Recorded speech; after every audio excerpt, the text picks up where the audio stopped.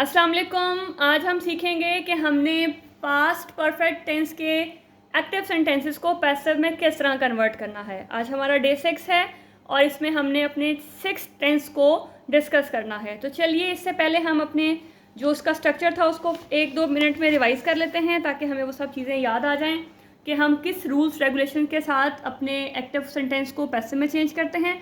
और फिर हम उस टेबल की बात करेंगे जिस टेबल को हम पहले दिन से अपने साथ साथ लेके चल रहे हैं। जी आई थिंक ये तो आप सबको पता लग ही गया होगा और आपको अच्छी तरीके से याद हो गया होगा कि हमारा क्या सीक्वेंस होता है, लेकिन फिर भी हम रिवाइज करते हैं कि हमारा जो सीक्वेंस है एक्टिव सेंटेंस का वो होता है सब्जेक्ट, वर्ब और ऑब्जेक्ट। और इसमें हम इसको एक्टिव क्यों कहते हैं? क्योंकि सब्जेक्ट काम करता है, वो स्टार्ट में होता है, उससे सेंटेंस स्टार्ट हो रहा होता है, तो इसलिए हम इसको एक्टिव सेंटेंस कहते हैं। लेकिन जब यही सब्जेक्ट एंड में चला जाता है तो ये साइड पे हो जाता है, तो इसलिए हम इसको कहते हैं पैसिव सेंटेंस। तो हमारा स्ट्रक्चर या सीक्वेंस क्या है? सब्जेक्ट, वर्ब और ऑब्जेक्ट। लेकिन पैसिव में उल्टा हो जाता है, 3 to 1 हो जाता है। अब उस 3 और 2 के दरमियान में हमने ऐड करना होता है हेल्पिंग वर्ब को, और 2 और 1 के दरमियान में हमने हमेशा ऐड करना होता है बाय को। और वर्ब की जो फॉर्म है वो वही रहती है, मतलब प्लेस वही रहती है, लेकिन फॉर्म जो है वो चेंज हो जाती है, वो थर्ड फॉर्म होती है, चाहे वो कोई भी टेंस है। तो क्या होगा? ऑब्जेक्ट, हेल्पिंग वर्ब, V3, यानी कि आपके पास जो वर्ब गिवन होगा उसकी थर्ड फॉर्म, फिर बाय और फिर सब्जेक्ट। तो ये आपका सीक्वेंस होना चाहिए, और अगर कोई एक्स्ट्रा चीज़ आपके पास है तो वो हमेशा एंड में होती है। तो चलिए आप फ़ौरन से हम उस टेबल को देख लेते हैं कि हमें कैसे पता लगेगा कि ये टेंस हमारा जो है वो पास्ट परफेक्ट का है, और फिर हमने उसको चेंज कैसे करना है। जी टेबल देखिएगा, आज हमने करना है पास्ट परफेक्ट। उसमें आपके लिए सबसे ईजी चीज़ ये है कि चाहे सिंगल है चाहे प्लूरल है, कुछ भी है, हमेशा उसमें हैड ही आएगा। उससे यहाँ बाकियों में तो हमने कहा था कि सिंगल के साथ ये आता है, प्लूरल के साथ ये आता है, आई के साथ ये आता है।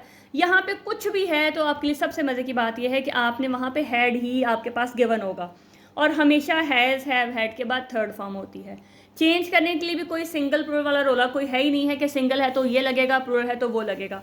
जो भी है सबके साथ आपने हैड को ही लगाना है, और साथ में होगा बीन। ठीक है, यानी कि आपके पास क्या होगा? सेंटेंस के अंदर हैड प्लस थर्ड फॉर्म होगी, और चेंज करने के लिए आपने यूज़ करना है हैड बीन, चाहे सिंगल हो चाहे प्लूरल हो। अब हमारे सिर्फ देखिएगा, इसके बाद हमारी ये 6 जो टेंसेज हैं कंप्लीट हो गए हैं, और इस बॉक्स के अकॉर्डिंग हमारे 2 जो टेंसेज हैं जो फ्यूचर के हैं वो रह गए हैं। जी तो चलिए आप सेंटेंसेस की प्रैक्टिस करते हैं। She had written a letter. अब देखिएगा हैड प्लस थर्ड फॉर्म वो क्या होगा? Past perfect. और चेंज क्या करना है हमने? Had been. कोई रोला नहीं है यहाँ पे कि सिंगल है या प्लूरल है, जो भी है बस हमने हैड बीन ही लगाना है। लेकिन ये आपने देखना है कि आपका सब्जेक्ट किधर है। ये सब्जेक्ट है, क्या कर रहा है? राइट कर रहा है। राइट क्या कर किया उसने? उसने एक लेटर लिखा। ठीक है, तो ये आपका ऑब्जेक्ट है। तो चलिए अब इसको चेंज करते हैं, वही आपका जो स्ट्रक्चर है वही सीक्वेंस रहेगा। आ लेटर। अब लेटर 1 हो 10 हो जितने भी हों, हमें कोई इशू नहीं है, हमने बगैर किसी टेंशन के हैड बीन ही लगाना है। अब आपका ऑब्जेक्ट आ गया, फिर आपका हेल्पिंग वर्ब था, फिर आपकी थर्ड फॉर्म थी जो कि ऑलरेडी हैज़, हैव, हैड के साथ गिवन होती है, इसलिए जो ऊपर लिखी हो वही बस नीचे लिख दें। A letter had been return, उसके बाद हम लगाते हैं बाय, और फिर हमारा सब्जेक्ट जो है वो ऑब्जेक्ट बन के आ जाएगा हर। ठीक है, तो आई होप कि अब आपको काफ़ी अच्छे से समझ आ गई होगी। I had studied English for 3 years। तो ये आपका है सब्जेक्ट, क्या किया उसने? स्टडी किया। क्या स्टडी किया? इंग्लिश स्टडी किया। ये आपके पास फिर क्या है? ये आपके पास है एक्स्ट्रा इन्फॉर्मेशन, इससे हमारा कोई लेना देना नहीं है। हम इसको चेंज करते हैं, इंग्लिश हैड बिन स्टडीड, ऊपर हमें उसकी स्पेलिंग दिए हुए, थर्ड फॉर्म दी हुई है, बाय मी, और एंड में आपकी आ जाएगी जो आपके पास एक्स्ट्रा इन्फॉर्मेशन थी, 3 years। ठीक है, I had never seen such a beautiful sunset before I went to Hawaii. अब परेशान होने की ज़रूरत नहीं है कि अच्छा ये नेवर कहाँ से आ गया। हमारे पास नेवर आ जाए, नॉट आ जाए, एक ही बात है, लेकिन इतने लंबे सेंटेंस को हम करें कैसे? लेकिन पहले हम सिर्फ ये देखते हैं कि हमारा सब्जेक्ट किधर है। सब्जेक्ट क्या कर रहा है? सब्जेक्ट ने किया सीन। क्या सीन किया? सच अ ब्यूटीफुल सनसेट। ये सारा आपका ऑब्जेक्ट है, और ये जो इतना लंबा है ये सारा क्या है? आपका एक्स्ट्रा इन्फॉर्मेशन। ठीक है, तो हमने सिर्फ यहाँ तक इसको सॉल्व करना है। तो हमारा जो ऑब्जेक्ट है वो क्या है? Such a beautiful sunset had. अब हैड के साथ नेवर है, तो never been, had never been seen by me. बाकी जो आपके पास एक्स्ट्रा इन्फॉर्मेशन थी, before I went to Hawaii, ठीक है। ये देखें, ये आपके पास सीक्वेंस बन गया। ये नॉट वाला सेंटेंस था, नॉट आ जाए नेवर आ जाए एक ही बात है, उससे परेशान होने की, कंफ्यूज होने की ज़रूरत नहीं है। तो हमारे पास हमेशा हेल्पिंग वर्ब के बाद नॉट आता है या नेवर आता है, तो यहाँ पे भी हमने हेल्पिंग वर्ब के बाद लगाना है, बीन के बाद नहीं लगाना। Had you ever visited Europe before 2020? हमने क्या कहा था, पहले भी हमने इसी तरह से प्रैक्टिस की है कि जो भी हमारा हेल्पिंग वर्ब होगा अगर वो स्टार्ट में है तो इसका मतलब है इंट्रोगेटिव है, तो हम उसको पहले अंदर लेके जाएंगे, हम उसको पहले अफर्मेटिव सेंटेंस बनाएंगे।